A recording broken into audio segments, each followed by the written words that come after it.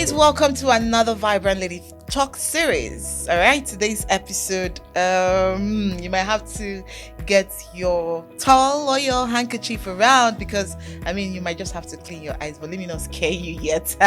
When there is life, there is hope, right? So what happens when there is no life? Have you lost someone before? Maybe a parent, maybe a dad, maybe a mom, maybe a sibling. How painful was it? Have you lost a lover? Have you lost a significant other? How did you recover from that? Oh well, today on the Vibrant Talk series, we have someone who is recovering, but I think it's something we should all talk about. Talking can help you ease off. I know him as Posh Kelly, but I know he has his other names. Posh Kelly, how are you doing? I'm good. Please, I want to know your other names. Okay, my names are Kelly Ichibadu Okoro. Okay, Kelly Ichibadu.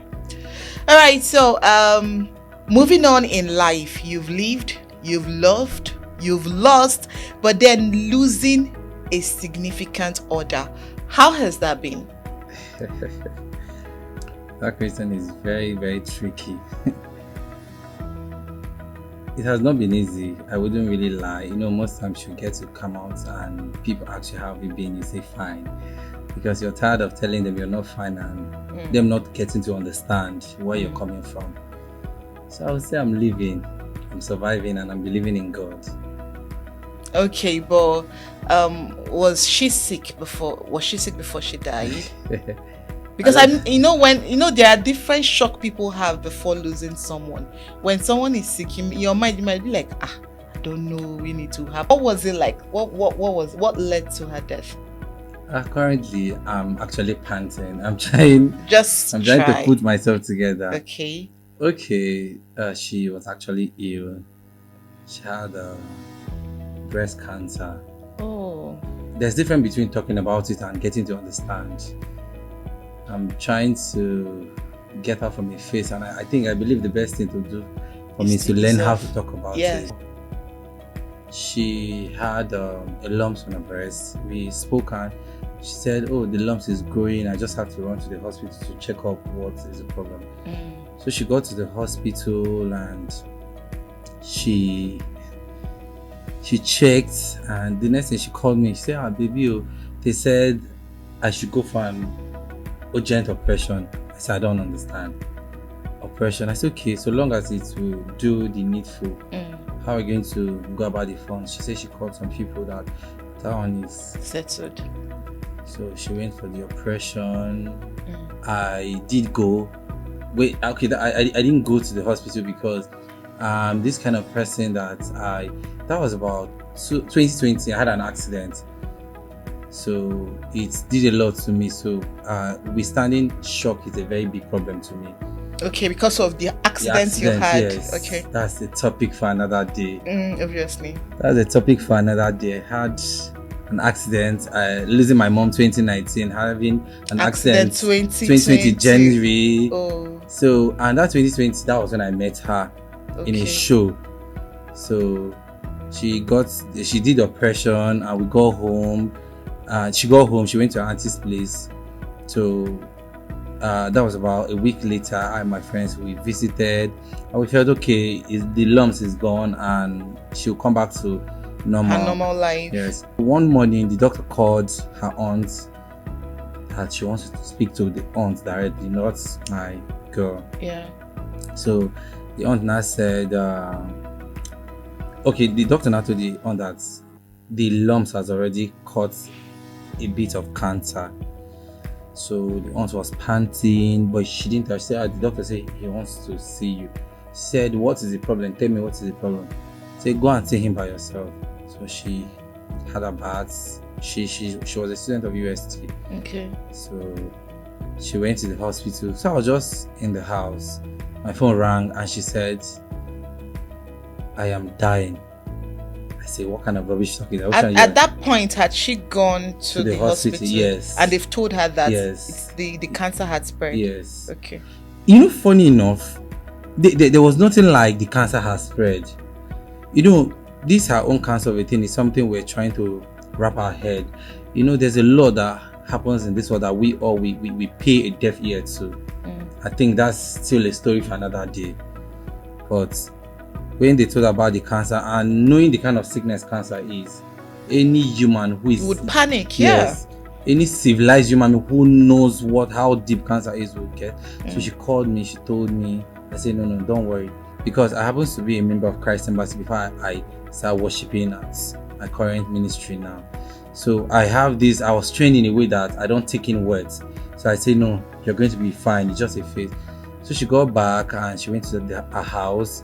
We're speaking, and most time, and me, I've not really experienced somebody who has gone through cancer before. So I felt it's this normal sickness. That probably drugs and a few dialysis. So I'm trying to say my truth, because I'm trying to say my truth. I think it's high time I say my truth, so that whatever she is watching down, she'll get to know that, okay, I've said my truth. I didn't take it seriously. I wouldn't really say, oh, I was there, like maybe probably say lying on the dead. I wouldn't really want to say that. I'm going to speak my truth. I didn't take it seriously. Because I supposed to know her as the most strongest person I've ever met in this life. Okay, let me come in there. When she told you she had cancer, you didn't believe she had cancer. You didn't want to accept she had cancer. Yes. But were you encouraging her to go to the hospital for the right checkups and all of that? Now this is where it comes in. I have never had a situation when somebody say cancer. I've never been a fan who make research on how delicate. Normally now, because we know we have professional medicine practitioners in the world, and I feel like, okay, there are stories of, okay, take drugs, dialysis, whatever it is, you understand, chemo, and you all beat it. Yeah. And I corresponding with faith. So I was feeling, okay, it's a normal phase. People go through this phase and they come out. So I didn't really want to pant with her, you understand, so it will not break her, because she's already going through a phase. Yeah. I'm trying to like help encourage her. So it was very, very delicate. She now made some calls. Most of our friends in India start ordering drugs immediately, start taking drugs. Most times I could know how much she suffered to even rally for money. And me, corresponding the accident I have 2020, I was having a lot of health issues. You understand? So she was actually the only person who helped me to be managing my life, you understand? Like the only person who was there to strengthen me, you understand? So she going through this phase, it's another phase we are battling, you understand? At that particular point, I was going through health issues, she's going through health issues. So who was going to be there to pamper each other at the main time? Did her family know you guys were dating? Now her younger brother know we're dating. Her mom is a strict one. Okay. You understand? Mom is this strict one. Her dad is late. Her mom is this strict one too. But her younger brother knows me. We actually knew each other before we started dating. Okay. So the younger brother attended my previous ministry. So after a lot, she was taking drugs, and most times she would call me and get angry. I'm going through this kind of phase and you don't call me. And I'm not going to lie, I'm trying to be very serious. I didn't take it seriously, because I was actually praying about it. I was just fixing it in the hands of God. Now let me come in. After she came back from the cancer, you only visited her once? No, that was the lumps operation. Okay, the lumps in operation. her auntie's place at is it at this Amadi area? So after that lumps operation, you didn't really... She came back, she got back. Okay. The scars was drying off now. Okay. Normal thinking it was this, the lumps is gone. Okay. Yes. So only for you to hear that, it's getting cancer, and most times we lose, and she has to go for to clean it and all the rest. So when the cancer own came into the picture, and when she started taking drugs, I was not there. When you mean you were not there, how? Emotionally. Why? That was what I'm trying to say. I'm not trying to sound greedy. Because if I sound greedy, I think I'm going to be doing a lot of harm to myself. No, but why weren't you there? At that point, your accident, you had healed from your accident, right? Even if not financially, but you had healed. You could move around. Yes. So why weren't you around her that period? I was going through a lot emotionally. But at that, okay, go ahead. No, like we're actually talking. It's good we're talking. That is why I said we are talking. Now, that is the part I said I became greedy. I became selfish. You understand? This has been the person who has always been there with me all through my life. Okay, sorry. Like and it's true, especially when you had the accident, she was there. And when she had hers, you weren't there. I was not there. Because of one of my reasons was because of her kind of mom. That's It's not even an a mom. excuse. Even a mom. I think maybe that's why you said you were greedy. Yes. A mom whose daughter is dying Yes. and sees the daughter in pain would want anybody who Yes. can help her ease off at that point to be around. So maybe you didn't make the right efforts. Yes, I didn't. I wouldn't really say I did. Mm. I don't really say I did. I think that's why the conversation we had earlier, it's a growth. Mm. You know, it's painful that I learned in a hard way. Okay. You understand? And I think it's actually a phase I'm going to live with throughout the rest No, of you might not necessarily. Once you learn to forgive yourself and you pray about it, you might be good. But let's go down. So when she began to complain that you're not there, Yeah. you realized you were not there. What happened? Because probably she felt abandoned She too. did. No, don't you think that she's okay? You're feeling bad because you didn't know. Of course, you didn't know she was going to die, and you didn't know she was going to lose her life. So when you started avoiding her, what kind of statements was she making when she came back from surgery and already she was telling you were emotionally detached from her? What did you do to try to make it up to her? I'm going to correct an impression first. I didn't avoid her. Like I said, it's not an excuse. You understand? You know, personally, we have what we're dealing with. People might really think is an excuse, but I was really going through a lot then. So most time when she tried to reach out, we speak, we talk. I could say one of the times I knew it was a very delicate issue was most times she would get to call me because she was actually taking her final exam in school. Then she was going to school with it and all the rest. So there was a certain time I used to take her to church. It's not really that I left her totally, or it's not really I forgot about her or I didn't. I was actually there, but to me, I felt that it was not enough. What do you think you would have done differently so that we can understand where you're coming from? What I would have done differently is give her all the moral support, because I get to understand that everything in this life is not really the funds, the money we're talking about. Sometimes you have to be there for people emotionally.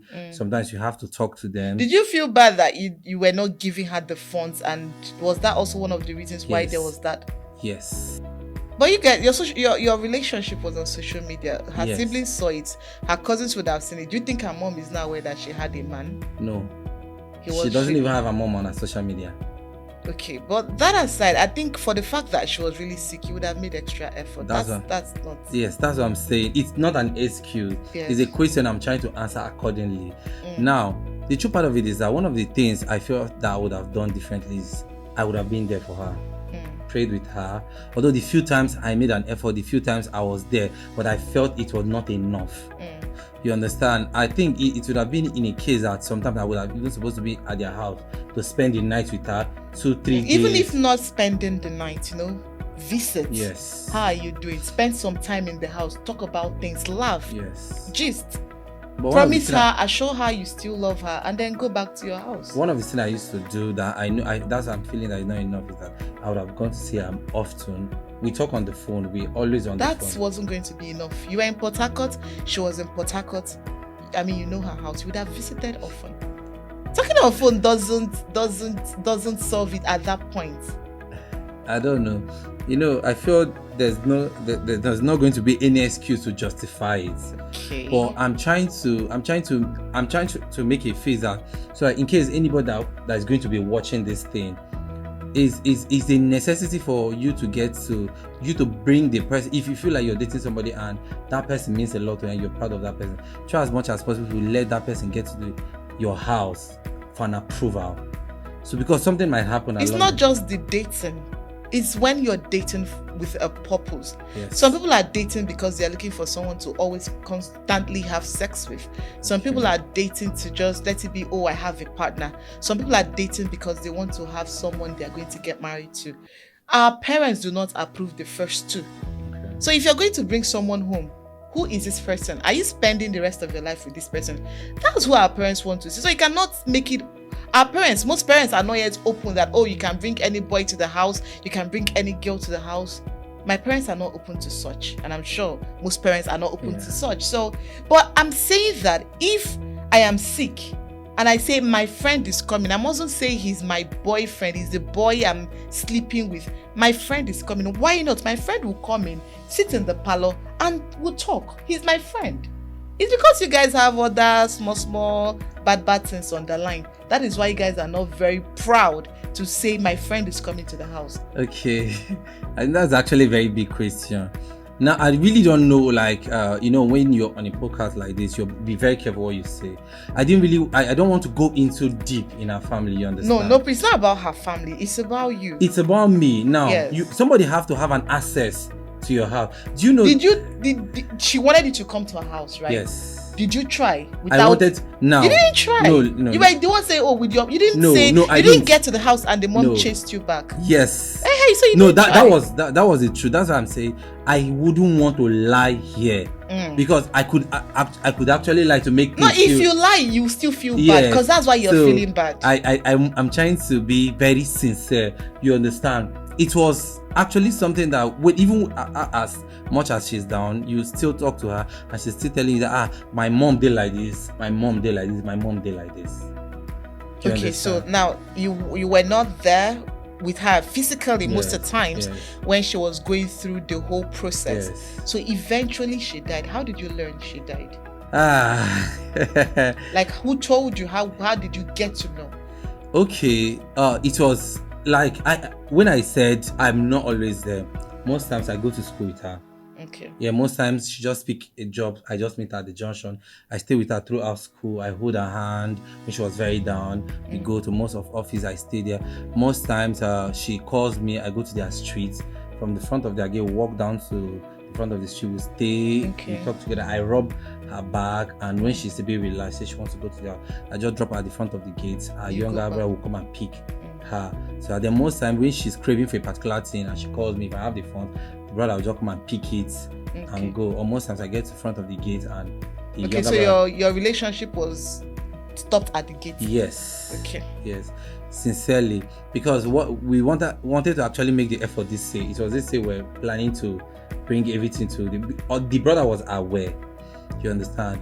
So it was very delicate up to the extent that we weren't talking as often as we used to talk, and I got very worried.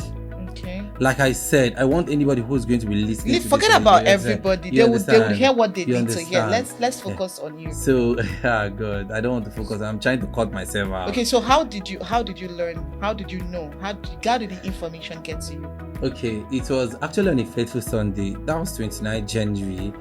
I went to visit a friend because I was supposed to go to the house on a Friday because I've already made my decision that I was going to go to her, even the mom liked it or not. Okay. So I called the younger brother. I say, "Are you home?" He said, "No, he's in school." I said, "Because you're the only person I can get access to get into there." I say, "When he comes from the around the weekend, he will call me to come." So I was at a friend's place. You understand? Now on a Sunday, it's at a friend's place. First of all, I had a feeling something was going wrong. You understand? Okay. I told my friend I was feeling very weak and it's unlike me. Okay, that's Sunday. Yeah, that's Sunday. So like, what is the problem? He said, but you finished taking your drugs. I said, yes, I took my drugs like 1 week ago. Like I'm actually better. You understand? So he said, okay, I should come and sit down. He said, I said, I'm just feeling, because I was in his balcony. So I'm just feeling to jump down from this balcony. He said, look, my heart will go die. He just dragged me out of the balcony. So it's okay, let's just stroll out so that we can go on, because we had some visitors in the house. So he was driving his own car. So I was we picked another car because he's a very rough driver. Okay, so the feeling came more like it was, but you couldn't explain the feeling. Yes, it was. I was very moody. You understand? I was not really myself that day. It seemed like something has happened, but I can't just lay my finger because I've been trying to reach her. The only time we spoke, the only time we had access to talk, it was 1st of January. Okay. That's January. I posted that picture. I said, "Baby, it's going to where?" I just said, "Thanks, honey." Funny enough, we're actually in a very good time. You understand? We're good. Say just thanks, honey. So I said, okay. Then the second I tried to reach her, she was not picking. So I was very worried. So I spoke to the brother. The brother said she's fine, but she doesn't want to, because she's this and she might not want to even go close to her phone. She's that kind of person that she doesn't want to go through the phone. So the brother would tell me that she had a panic attack today, but she's stable. You understand? Most time we're just talking. So most time when I explain, I say, let's go to the, like, some, she would that do I think that they've not gone to places. So she stopped taking her drugs. So that Sunday, she stopped taking her drugs. Yes, she stopped. Okay. She stopped taking her drugs. So that Sunday, she went. She was in the house. So the brother now came around. He now called me. I was in a taxi. We're going to the bus that day to eat at the lounge. So my phone rang. It was her Airtel number, and I said, okay, so and she's calling me, because most of, if I want to be sarcastic, so I just say, auntie. You understand? When my phone rang, I say, auntie, thank God, I've been meaning to. Brother, I say, bros, no be she. I say, oh, you are home. He say, yeah. He now asked me if you came to the house the other side. I say, no, I'm planning to come on Monday, maybe when your mom leaves for work. You understand? And so he say, no need of coming. I say, show me no need of coming. I say she just passed. That was on Sunday. Yes, on that Sunday you were feeling that way. That same evening, I felt that stuff, but it was not up to 1 hour. That time I felt that stuff. That was when it happened. Because he now said she passed like few hours ago. Okay, so it was the brother that was yes. So I came down from the car. I walked close to like 3 miles. Your friends, you were with your friends, they didn't hold you. I told nobody to touch me. I was just walking. Funny enough, the girl that was with us was very understanding. She just removed her shoe, was just strolling with me. I walked. The only thing I could remember, the girl just picked the phone, I called my friend. I said, just turn back. And I drove back. I was trying to tell me, I said, don't just touch me, just leave me. So he now drove me. He said I should enter his own car. So he wanted to take me to, I said, no, don't take me to your house. So he called my dad. My dad said they should bring me straight to the house. So when we go to that, I was trying to still digest the whole thing.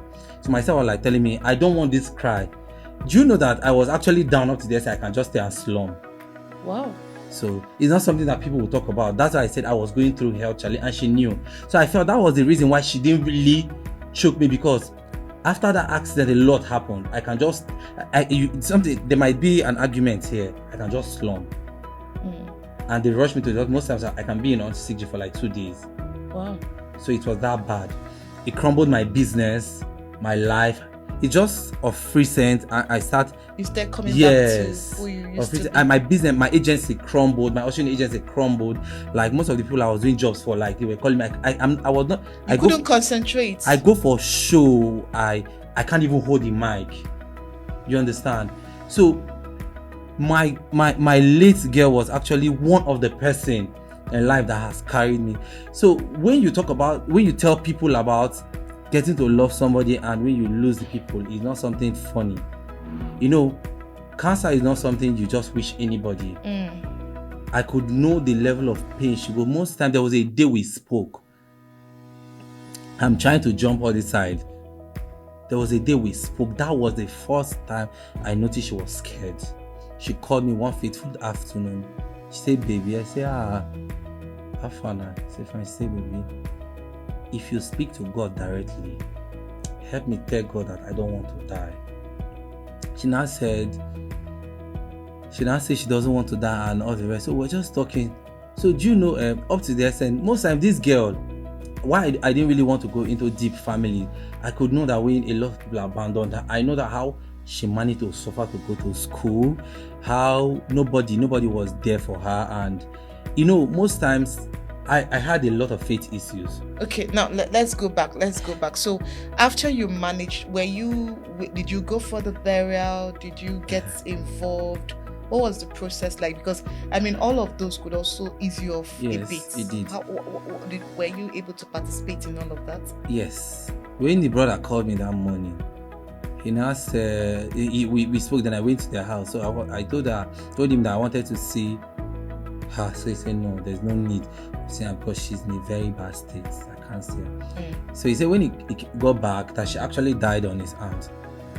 She said that she called him. He went to her. He said, because his name is no, don't worry, go ahead. He called his name Damete. He said, damn it, he said, what's happened? He held her. That was when she was struggling. So the third time she called his name, that was when she slumped. You understand? So when I got there, the mom was... That was on Monday or that same Sunday? That same Sunday, because I went to the house that night. So now, imagine the same mom I was still telling you. The mom now said, in friends, now they come. That is when the brother now attacked her. Now then they come. Do you let anybody come to this house? Did you people make effort? Like I said, people were always at the gate because she assumed the mom would be scared. You never said, let me come in and see you. The energy, the energy you got to go in when she died was the same energy she would have been expecting of you to give when she was still alive. You know, what prompted you to move into that house when she finally died? No. You know, I wouldn't. That's why I said it's a process of healing. Yeah. So I'm just trying to say, next time, make efforts first. God will not even. It will not. That kind of thing will not even happen. No, when I mean next time, I mean when you're in another relationship, make efforts. Relationship is in the hands of God. Okay, no wahala. We'll get to the point. So when you got to the house, the mom saw you as a friend, and the brother told the mom was asking, who is the brother said Sultan's friend. I say, Nana, the friend they come. The brother asked her, do you let anybody come to this house? Even me, we see my friend, they call you, they pursue them, they embarrass them. The brother said, most of those ways of things they carry come, why the bike come? So that was not, I was not even interested in what she was saying. And then they had moved her body to She was still in the house. That Sunday evening? Yes. Okay. Because it was very late at night. So it was still contemplating on how to lay her. So the younger brother said nobody's going to lay her. Because even at her age, she has actually imparted to a lot of people. They were not going to lay her. That she had a lot of friends. Okay. And I now told the boy, she just talked to the mom, they should not lay her. So it was one of the most difficult times. You understand? Because I didn't even really process it. I think processing that she has passed is just of recent. You were just acting at the spur of the moment at that time. So you helped the brother, you guys took her to the morgue, and the mom, the siblings came. There was a lot of argument, quarrel that night. So the brother was like saying that I should go to the house, that he will give me every information if they are going to decide to lay her the next morning or the morning. So I told her I should still stay. He said no, there's no need. That I should go to the house. So you saw her body? I didn't. Okay. I didn't. The brother said that there's a feeling in him that she doesn't, the way she was looking, she doesn't want anybody to see her. Okay. So, and it was not really necessary. No, why not? It's the sister's body. So eventually, what happened? I got home. It was a very traumatic experience. Of course it would. I tried to sleep. I couldn't. That was around 3 a.m. I came out. I was just lying outside. That was the first time I actually had a conversation with God. I said, God, you promised us a lot of things, and you said when we ask, you will give us. When we pray, you answer. So the true part of it is that a lot went wrong, and I started having panic attacks. After that issue, I noticed I can't stand some pressures. Again, I can't stand it. I think after when she passed, 2 months later, I lost my stepbrother. Yes, he was shot during the election at Abakri. It was around 36. So I was trying to survive one. Another one is on the picture. Okay, but eventually, at the end of the day, it's about a year now. It's not up to a year. January 29 is going to make it a year. Okay. But and it's now you're even trying to process it. It's now you can even talk about it. It's now you can process. It's now you're growing out of it. Along the line, since then till now, have you met other ladies? I've met them. I'm not even interested. Okay. Other people have been coming, but okay, they are the ones coming to you now. I'm not even. I've not even looked at myself. Talk less of letting on that. Now, why I am actually here is to talk about the mistake I made and not to even repeat it. No, you've. I don't want you to go deep there because I think you're still trying to blame yourself. The thing is, you were scared of the mother, and also nobody knows when he or she would die. And if you had known, let's say if we all see the death book up there, we say, oh, 25th is for so and so. Probably will learn to love each other more. Probably will learn to care for each other. Probably will learn to be there for each other. But now, sometimes we behave because we don't know. So it's a good thing you're growing. It's a good thing that you knew that right about now, no matter who it is, you will learn to be there for the person. Yeah. So it's a good thing that you've grown. And I just pray that you heal perfectly, heal completely, and then, find another love and, give this person the love that you felt you would have given to your late girlfriend. All right. I know it's going to be, it's still going to take a long while for you to heal totally, but I'm sure you're going to heal. It might be late, but it will never, it's not as if it's not going to happen. So you're going to get healed eventually, and you're going to love again. All right. So have you ignored someone you love? Have you ignored a family? Have you ignored a friend? In one way or the other, unknowingly even, this is the best time for you to pick up your phone and call. Those messages you're ignoring, thinking that you're going through a lot, that person might even be going through a worse experience. Please reply your messages. Please make phone calls, okay? Just try to be there for another person regardless of how you feel, all right? Just try to be there, right? I know you have words of encouragement for Kelly. All you need to do is to drop your thought and opinion on the comment section, and next week we'll come with another interesting topic. All right, it's light and love from us here. Bye bye.